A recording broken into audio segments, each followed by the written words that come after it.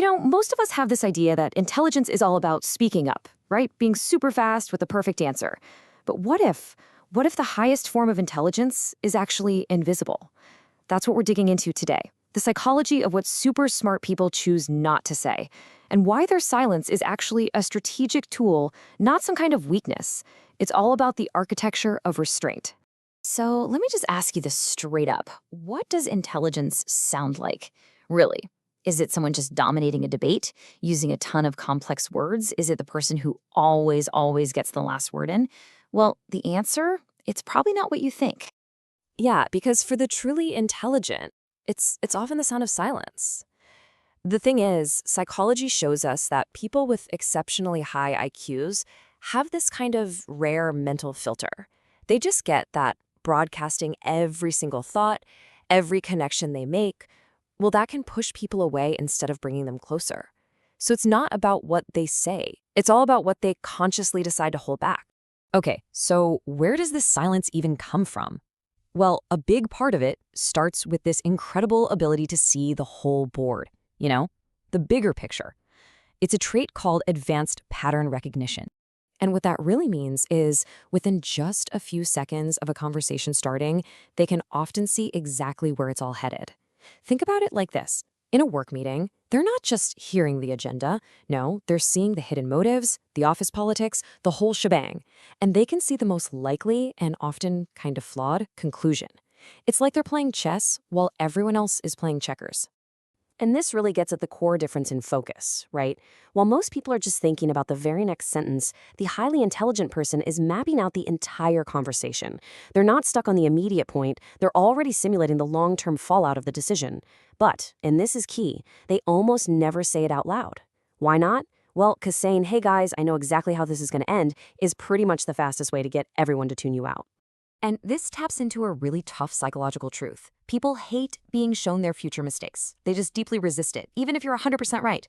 So instead of trying to warn people who just aren't ready to hear it, those with that deep foresight, they often just keep their predictions to themselves. They'll quietly adjust their own plans to navigate the future they can already see coming. All right, this brings us to our next big idea, this ability to move beyond ego and validation, and instead really focus on understanding.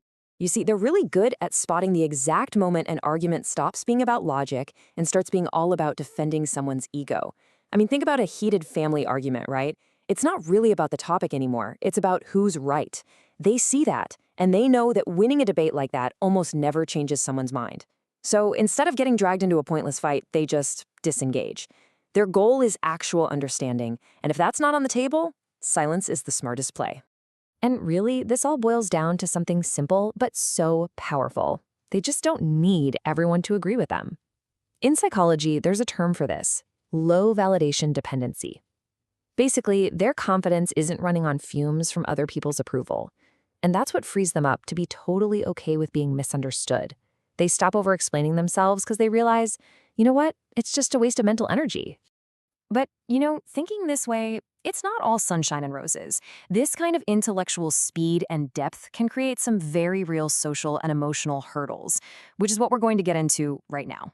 Have you ever been in a conversation where you feel like you're 5 steps ahead and everyone else is still on step 1? Well, there's actually a term for that feeling: asynchronous social pacing.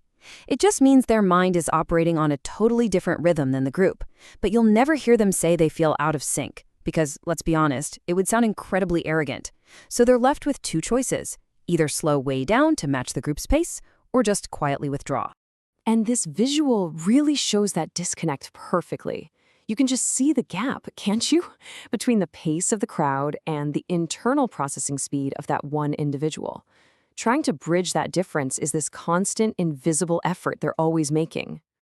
And all of this leads to a pretty tough reality. Study after study shows a link between higher intelligence and social isolation. And it's not because they don't like people. It's because finding what you might call compatible depth, finding someone on that same wavelength, is just incredibly rare. So that profound insight they have, it often comes with the painful cost of feeling profoundly distant from almost everyone. So after all that, what's the big takeaway here? It's really about completely reframing how we see silence. It's not an absence of thought. It's definitely not a weakness. No. It's the ultimate expression of intellectual strength and discipline. It's a cognitive superpower. And this superpower, it's built on 3 core pillars. First, observe more. Actually take in the patterns instead of just reacting to what's on the surface. Second, broadcast less. Not every single thought needs to be shared, especially if it's more about your ego than about connection.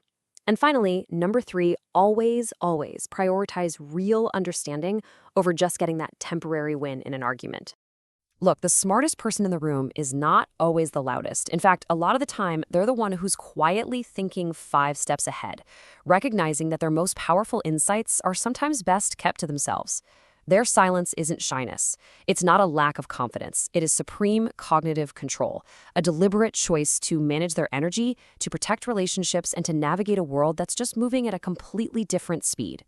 So I'll leave you with a question to chew on.